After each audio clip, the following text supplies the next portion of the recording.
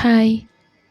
இன்னைக்கு ஒரு evening snacks recipe தான் பார்க்க போகிறோம். கிறிஸ்பி பாஸ்தா, அதோட டீ, இஞ்சி டீ.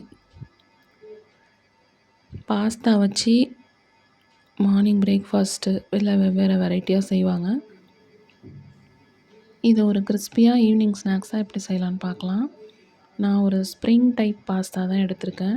நிறைய ஷேப்ஸில் இருக்குது, நிறையா டியூப் மாதிரி, ரிங் மாதிரிலாம் இருக்கும். நான் இதை எடுத்திருக்கேன். இதை நல்லா தண்ணி மூழ்கிற அளவுக்கு ஊற்றி உப்பு போட்டு எண்ணெய் போட்டு வேக வச்சு 3/4 பங்கு வேக வச்சிடணும். ஃபுல்லாக வேக வைக்கக்கூடாது. வடித்து ஆற வச்சுருக்கேன். நல்லா ஃபுல்லாக வேக வச்சிட்டிங்கன்னா குழஞ்சிரும். அதை ஒரு தட்டில் ஒரு பாத்திரம் நம்ம அடுத்து பவுடர்லாம் போட்டு கலக்க போகிறோம். அதுக்கு கொஞ்சம் ஃப்ரீயாக இருக்கிற மாதிரி ஒரு பாத்திரத்தில் கலந்துக்கலாம். நான் ஒரு பிளேட் தான் எடுத்திருக்கேன். அதில் இந்த பாஸ்தாவை ஆற வச்சுட்டு அதில் போட்டுட்டு அதுக்கப்புறம் ஃபஸ்ட்டு நான் மைதா மாவு ஆட் பண்ணுறேன். 2 ஸ்பூன் மைதா மாவு. ஆல்ரெடி நம்ம உப்பு போட்டு வேக வச்சுருக்கோம். அதனால் இதில் அடுத்து நம்ம உப்பு சேர்க்க தான் போகிறோம். ஆனால் நிறைய சேர்க்கக்கூடாது, கொஞ்சம் அளவாக சேர்த்துக்கலாம். ஃபஸ்ட்டு மைதா மாவை சேர்த்துட்டு இப்போ நான் மைதா மாவு ஆட் பண்ணுறேன் 2 ஸ்பூன். அடுத்து கார்ன்ஃப்ளவர் ஆட் பண்ணணும், அதுவும் 2 ஸ்பூன். அப்புறம் மிளகுத்தூள், கொஞ்சமாக உப்பு, அப்புறம் மிளகாப் பொடி. இதெல்லாம் ஆட் பண்ணி நல்லா மிக்ஸ் பண்ணிவிட்டு ஃப்ரிட்ஜில் எடுத்து வச்சிடணும் ஒரு 5 மினிட்ஸ். இதை தாண்டி உங்களுக்கு வேறு இஞ்சி பூண்டு பேஸ்ட்டு இல்லை சிக்கன் மசாலா அதெல்லாம் ஆட் பண்ணுறதுனாலும் பண்ணலாம். இன்னும் நல்லா ஃப்ளேவராக இருக்கும், காரம் கூட இருக்கும். இப்போ நான் கார்ன்ஃப்ளவர் ஆட் பண்ணுறேன். கார்ன்ஃப்ளவர் ஒரு 2 ஸ்பூன் போடுறேன், சோள மாவு.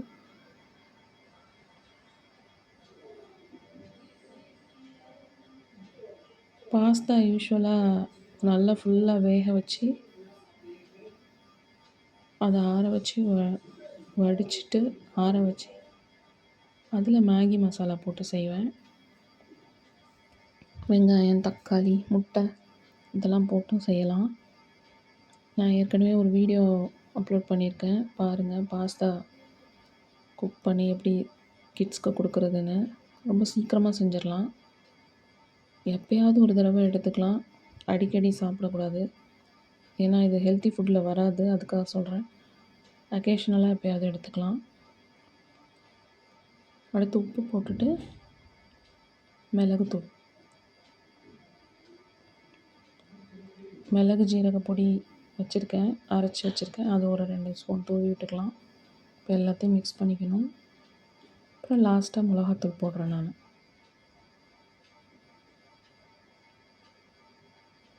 பாஸ்தா, நூடுல்ஸ் இதெல்லாம் நம்ம வீட்டிலேயே கோதுமை மாவு, கம்பு மாவு அதெல்லாம் வச்சு செய்கிறோம்னா நூடுல்ஸ்லாம் ஹெல்த்தி தான்.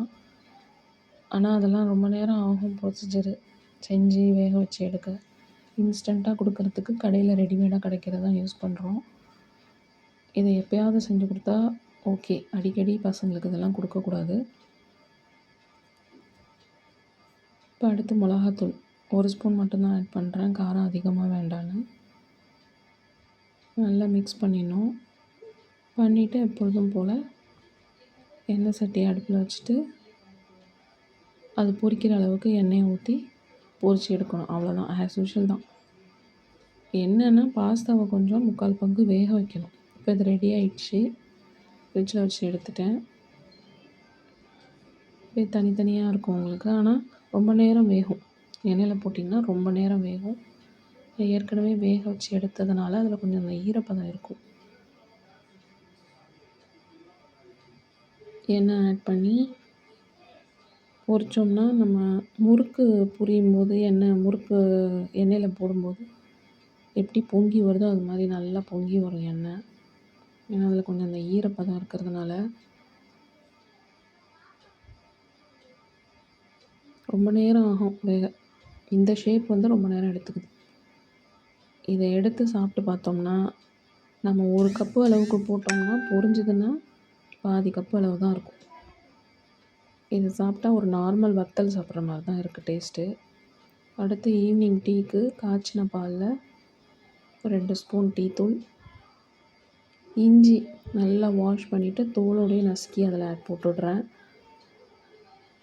நல்லா பொங்கி வந்ததுக்கப்புறம் ஃபில்டர் பண்ணிவிட்டு என்ன ஸ்வீட் நீங்கள் சுகர் போடுவீங்களோ, வெல்லம், ஜீனி, நாட்டு சர்க்கரை, பனங்கற்கண்டு எதை ஆட் பண்ணுவீங்களோ அதை சேர்த்துக்கலாம்.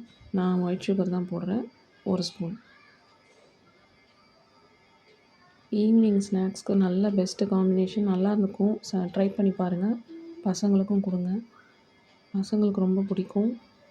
ஆனால் என்னென்னா ஆயில் வந்து நம்ம அடிக்கடி ஃப்ரை பண்ணி கொடுக்கறதுனால கொஞ்சம் அவாய்ட் பண்ணிக்கலாம். எப்போயாவது செஞ்சு கொடுக்கலாம்.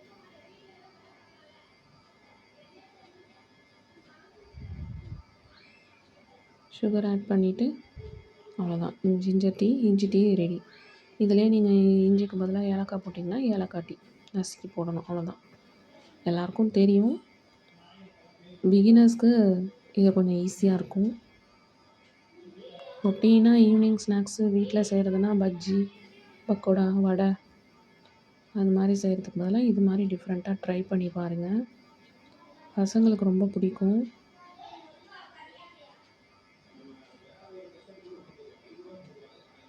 கிறிஸ்பி பாஸ்தா வந்து டக்குன்னு குயிக்காக, வெரி ஷார்ட் பீரியட், கொஞ்சம் நேரத்தில் சீக்கிரம் செஞ்சிடலாம். சாப்பிடவும் நல்லாயிருக்கும்.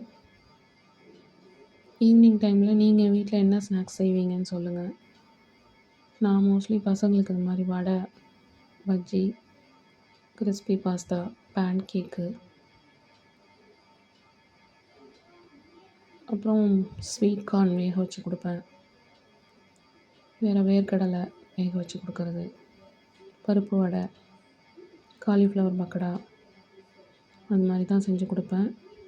நீங்கள் என்ன செஞ்சு கொடுக்குறீங்கன்னு சொல்லுங்கள், கமெண்ட் பண்ணுங்கள். இந்த வீடியோ உங்களுக்கு பிடிச்சிருக்குன்னு நினைக்கிறேன். வீடியோ ஃபுல்லாக பாருங்கள், சப்ஸ்கிரைப் பண்ணுங்கள், ஷேர் பண்ணுங்கள், லைக் பண்ணுங்கள், சப்போர்ட் பண்ணுங்கள். எதுவும் கரெக்ஷன்ஸ் இருந்துச்சுன்னா கமெண்ட்டில் சொல்லுங்கள். இது அடுத்து என்ன சமைக்கலாம், வேறு என்ன ஸ்நாக்ஸ் ஐட்டம், இல்லை ஸ்வீட்ஸ், இல்லை வேறு என்ன குக் பண்ணலான்னு கமெண்ட்டில் சொல்லுங்கள்.